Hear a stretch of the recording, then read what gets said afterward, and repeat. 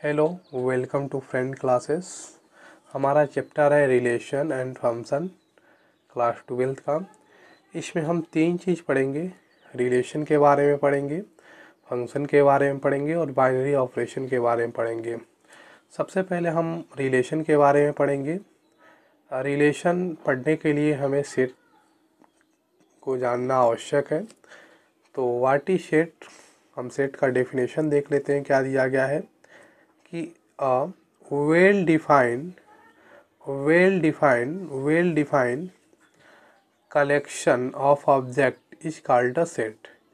Set क्या है? तो सेट ए वेल डिफाइंड अब कलेक्शन है। किसका? ऑब्जेक्ट का। सेट क्या है? एक वेल डिफाइंड कलेक्शन है आप ऑब्जेक्ट का। आपका वॉवेल भी क्या है? आपका जो वॉवेल है ये भी क्या है? ये भी एक आपका वेल डिफाइंड कलेक्शन है। फॉर एग्जाम्पल, आपका एक एग्जाम्पल दे रखा है। एक सेट बी है, कह रहा है कि एक सेट बी है और set of all odd natural number less than 10। All odd natural number less than 10। आपकी जो सेट बी है उसमें कौन से एलिमेंट आने वाले हैं? तो उसमें वह एलिमेंट आएंगे जो odd natural number less than 10 होंगे। तो odd natural number less than 10 क्या है? 1, 3, 5, 7 एंड 9। तो ये जो बी सेट में जो आपके एलिमेंट है 1, 3, 5, 7, 9, ये भी क्या है? एक वेल डिफाइंड कलेक्शन। ये भी क्या है आपका? तो ये भी आपका एक वेल डिफाइंड कलेक्शन है। इसलिए अभी क्या है? इसलिए अभी एक सेट है। आपका वॉवेल भी क्या है? आपका वॉवेल भी आपका एक वेल डिफाइंड कलेक्शन ही है। आपका जो वॉवेल है ये भी आपका एक वेल डिफाइंड कलेक्शन ही है। हम देख लेते हैं कि सेकंड पॉइंट पे क्या कह रहा है। कह रहा है कि if A is an element of a set ए। इसका मतलब क्या है हम समझ लेते हैं। आपके पास एक सेट ए है। आपके पास एक सेट ए है। सेट को आप कैसे रिप्रेजेंट करते हैं? तो सेट को आप कैपिटल लेटर से रिप्रेजेंट करते हैं। सेट को आप कैपिटल लेटर से रिप्रेजेंट करते हैं और इस सेट में आपके पास एलिमेंट है ए, बी, सी। इस सेट में जो ए बी सी एलिमेंट है इसको हम कैसे लिख सकते हैं? ए बिलोंग्स टू ए। ए क्या है आपका? ए आपका एलिमेंट है और ए क्या है आपका? सेट ए है। ए बिलोंग्स टू ए, जो आपका ए है ए सेट ए में बिलोंग्स हो रहा है। यही चीज़ आपके डेफिनेशन में कह रहा है। If A is an element of a set A, we write A belongs to set A, which means that A belongs to A or that A is an element of A। यदि मान लीजिए इसमें आपके जो set है इसमें A B C element है, इसमें डी एलिमेंट नहीं है, तो हम क्या कह सकते हैं? हम कह सकते हैं कि डी नॉट बिलोंग्स टू ए। जो आपका डी है वो आपके सेट ए में बिलोंग्स नहीं कर रहा है। तो हम एक बार और समझ लेते हैं सेट क्या होता है। सेट क्या होता है? तो सेट आपका एक वेल डिफाइंड कलेक्शन होता है। कोई भी चीज़ का वेल डिफाइंड कलेक्शन हो सकता है। आपका वॉवेल भी क्या एक वेल डिफाइंड कलेक्शन है। हमने यहाँ पर एग्जाम्पल से भी देखा कि set of all odd natural number less than 10। तो यह भी क्या एक वेल डिफाइंड कलेक्शन है। ऑड नेचुरल नंबर सिर्फ 1, 3, 5, 7, 9 ही हो सकता है, अन्य कोई नहीं हो सकता। इसलिए भी क्या है? वेल डिफाइंड कलेक्शन है। फिर हमने इसे भी समझा कि if A is an element of A a set ए। आपके पास एक सेट है ए, इसमें कुछ एलिमेंट है ए बी सी। तो इसको हम कैसे लिख सकते हैं कि ए बिलोंग्स टू ए। इफ़ यदि इसमें डी एलिमेंट नहीं है तो हम क्या कहेंगे कि डी नॉट बिलोंग्स टू ए। तो इसे आप याद रखिएगा, इसे आप कहते हैं बिलोंग्स टू। अब हम पढ़ेंगे Cartesian product of set. Cartesian product of sets क्या होता है? Let A and B two non empty sets. आपके दो नॉन एम्प्टी सेट होते हैं। Non empty set, non empty set का मतलब क्या है कि आपके पास जो दो सेट होने चाहिए वो दोनों सेट में आपके पास कुछ ना कुछ एलिमेंट होने चाहिए। तो हमने दो सेट ले लिया है, एक सेट ए है और एक सेट बी है।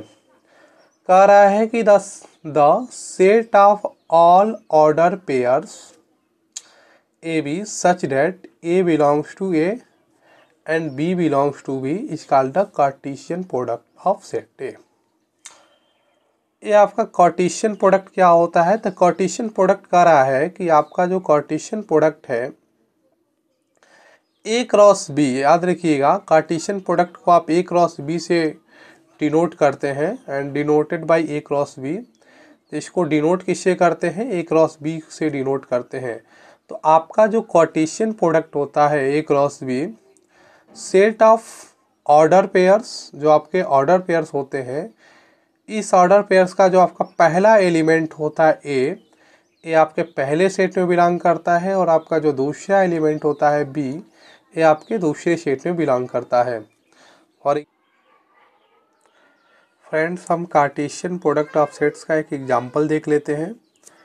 आपका कार्टेशियन प्रोडक्ट का डेफिनेशन कह रहा है कि आपका जो कार्टेशियन प्रोडक्ट होता है वह set of order pairs, order pairs का जो आपका पहला एलिमेंट होता है वो आपके पहले सेट से होता है और जो दूसरा एलिमेंट होता है आपका दूसरे सेट से होता है। तो आपको फाइंड करना है ए क्रॉस बी, आप ए क्रॉस बी लिखेंगे। याद रखिएगा कार्टेशियन प्रोडक्ट को आप ए क्रॉस बी से डिनोट करते हैं। फिर आप एक सेट बनाइए, पहला एलिमेंट आपके पहले सेट से होगा तो हम पहला एलिमेंट लिखेंगे 1 और दूसरा एलिमेंट आपके बी सेट से होगा, हमने लिख दिया 2। फिर आपका पहला एलिमेंट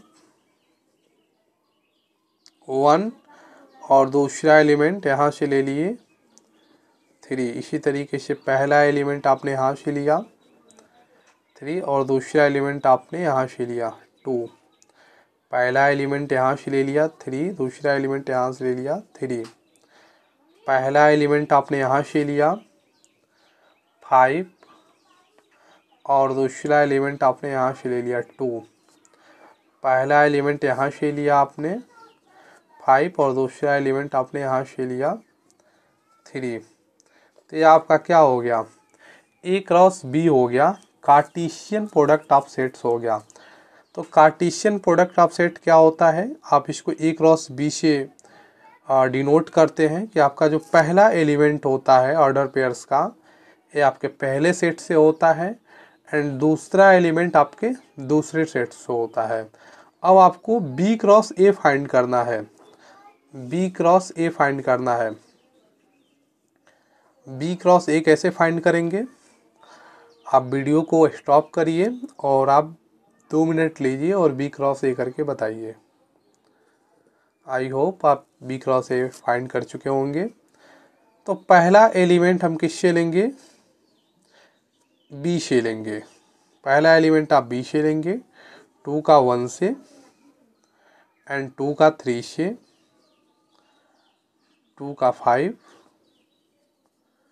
उसी तरीके से 3 का 1, 3 का 3 और 3 का 5।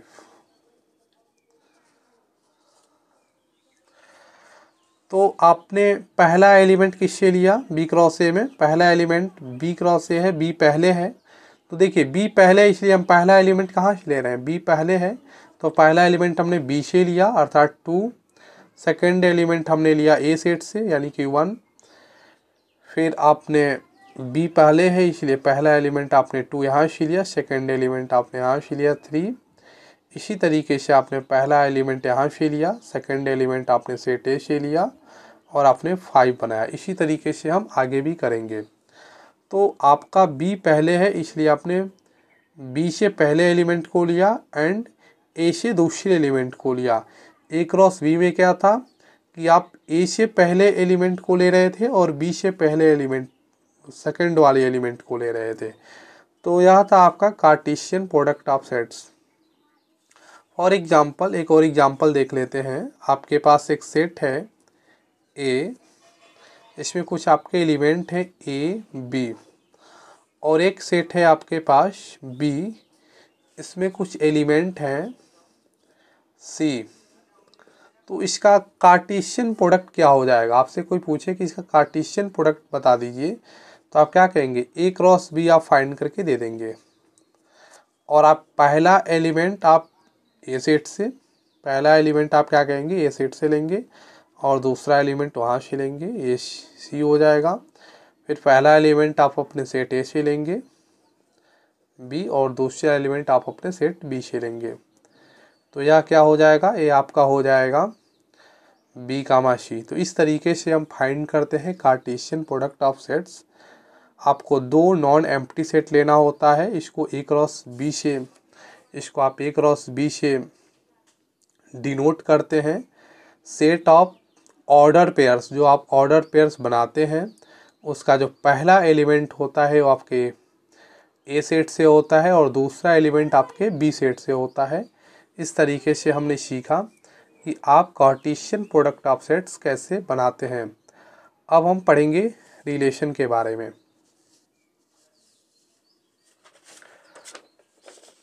अब हम पढ़ेंगे रिलेशन के बारे में। What is relation? रिलेशन क्या होता है? अभी तक आपने क्या क्या पढ़ चुका है? अभी तक आपने क्या क्या पढ़ चुका है? अभी तक आपने सेट पढ़ चुका है, आपने कार्टेशियन प्रोडक्ट पढ़ चुका है। अब आप आएंगे रिलेशन पर। अब आप आएंगे रिलेशन पर। तो कार्टेशियन प्रोडक्ट क्या होता है? आप अपने अभी पढ़ा कि कार्टेशियन प्रोडक्ट क्या होता है? ऑल ऑर्डर पेयर्स होता है। ऑल ऑर्डर पेयर्स होता है। ऑल ऑर्डर पेयर्स होता है। ऑल ऑर्डर पेयर्स होता है। ठीक है। तो आपके पास कार्टेशियन प्रोडक्ट में हम क्या कर रहे हैं कि आपके पास सेट होता है, आप सेट से कार्टेशियन प्रोडक्ट और कार्टेशियन प्रोडक्ट से आप रिलेशन फाइंड करते हैं। एक बार हम इसका डेफिनेशन देख लेते हैं। कह रहा है कि let A and B two non empty set, then a relation R from set A to set B. इसको आप मैथमेटिकली कैसे लिखते हैं? इसको समझिए, बहुत इंपॉर्टेंट चीज़ है। इसको आप मैथमेटिकली कैसे लिखते हैं? इसको आप मैथमेटिकली कैसे लिखेंगे? देखिए, एक कह रहा है कि R from set A to set B, इसको आप मैथमेटिकली लिखेंगे R such that A tends to B. A tends to B, इसको लिखेंगे R subset of A cross B. R subset of A cross B, इसको आप mathematically कैसे लिखेंगे? R tends to A, R such that A tends to B, R subset of A cross B. A cross B क्या होता है आपका? All order pairs होता है। ठीक है। तो empty set, then a relation R from set A to set B is a subset of A cross B. Relation क्या होता है? रिलेशन आपका सबसेट होता है ऑफ ए क्रॉस बी। और हम इसको थोड़ा सा अच्छे से समझ लेते हैं कि रिलेशन को क्या होता है।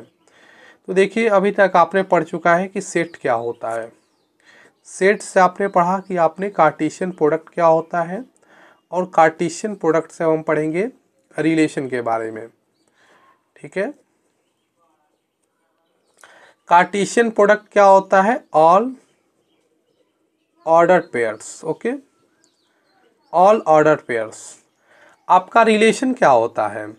तो जो आपका रिलेशन होता है वह किसी दो सेट पे होता है R such that A tends to B, A tends to B.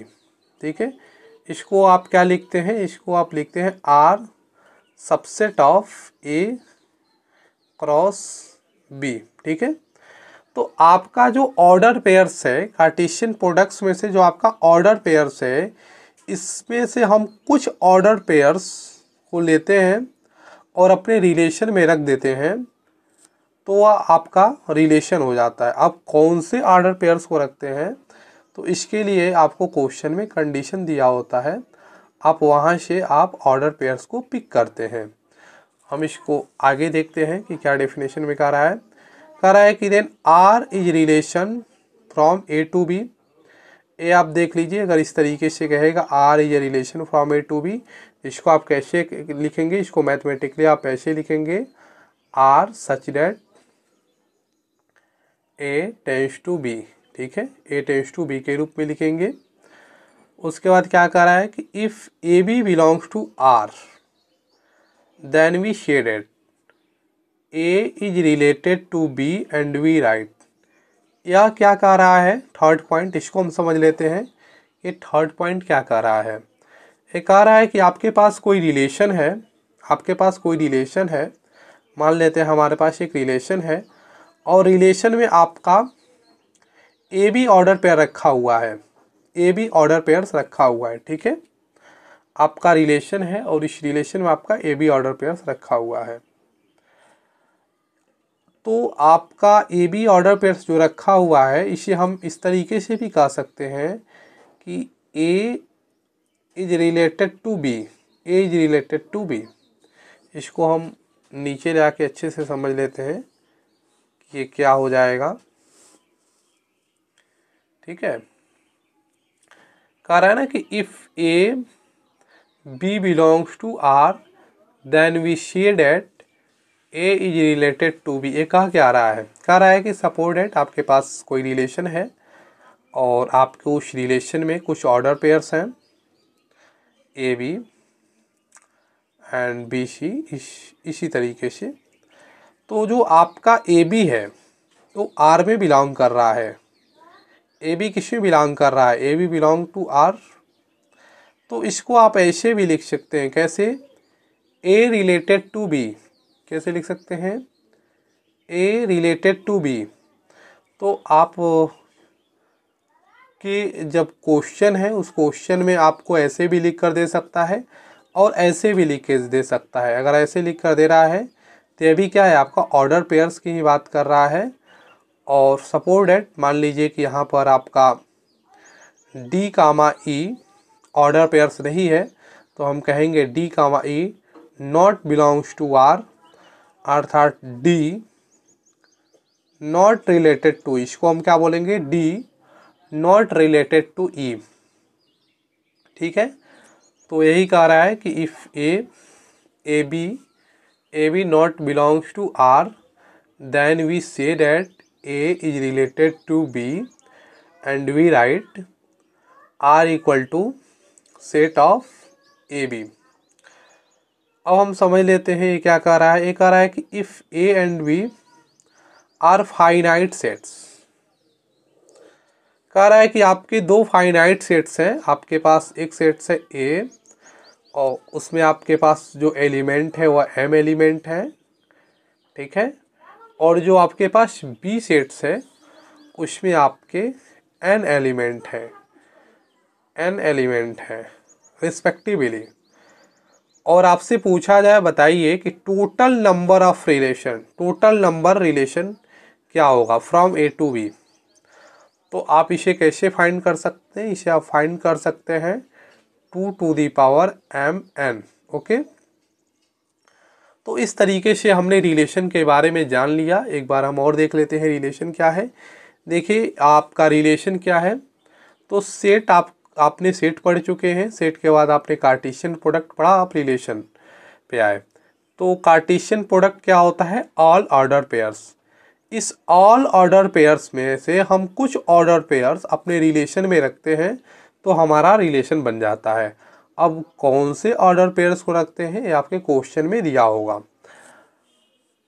हमने पढ़ा कि अगर ए लिखा हो R from set A to set B, तो इसे आप कैसे लिखते हैं, R such that A tends to B, और आप फिर लिखते हैं R subset of A cross B. तो इस तरीके से हमारा रिलेशन रहा। अब हम एक एग्जाम्पल से हम इसको देख लेते हैं।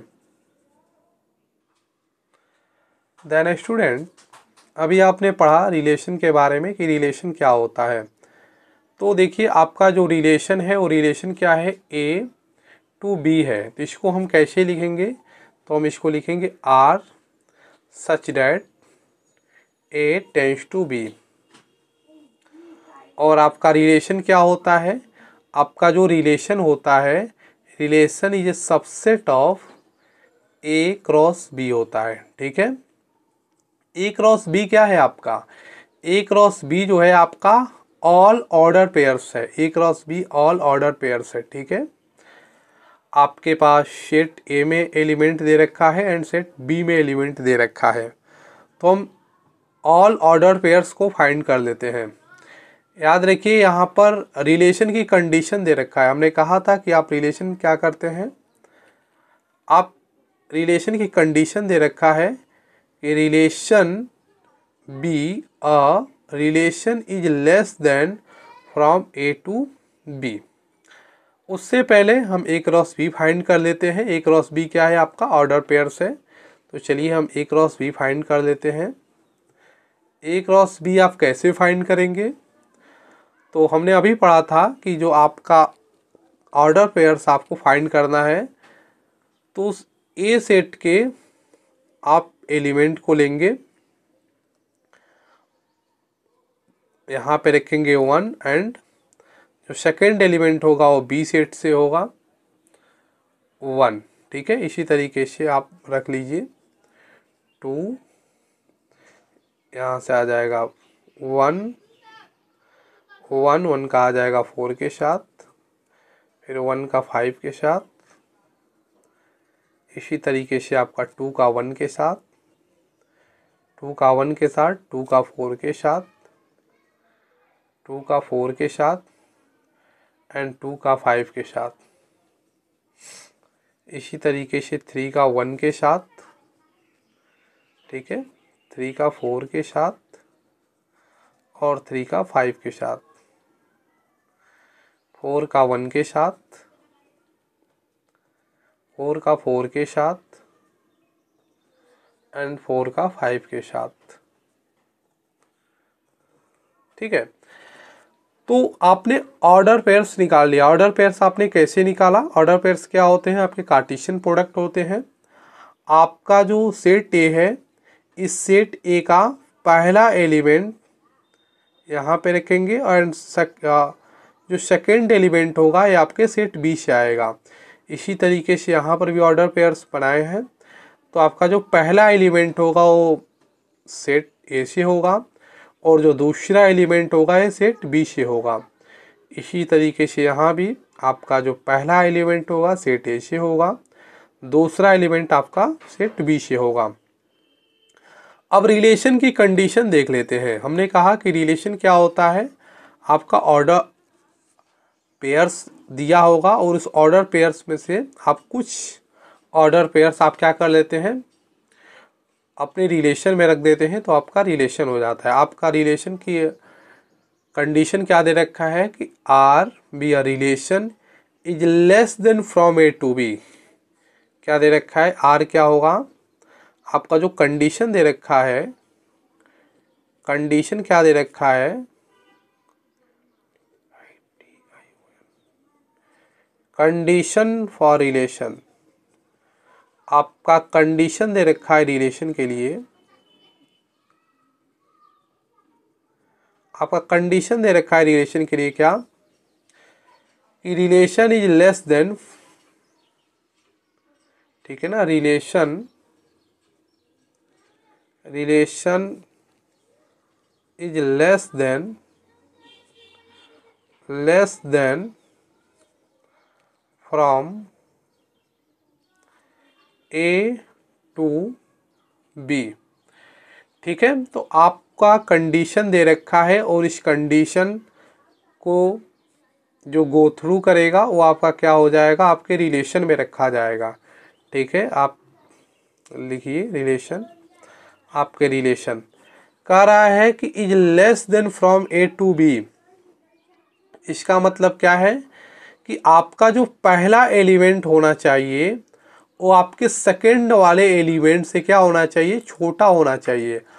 आपको अपने रिलेशन में ऐसे ऑर्डर पेयर्स रखना है जो पहला एलिमेंट क्या होना चाहिए, सेकंड वाले एलिमेंट से छोटा होना चाहिए।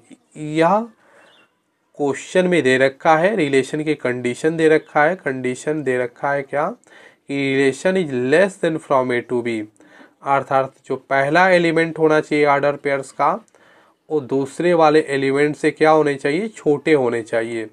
तो आप देखिए यहाँ आपका 1 4 रख देंगे, आपका छोटा है 1 5 रख देंगे, 2 1 नहीं रखेंगे क्योंकि पहला वाला एलिमेंट बड़ा है और दूसरा वाला छोटा है।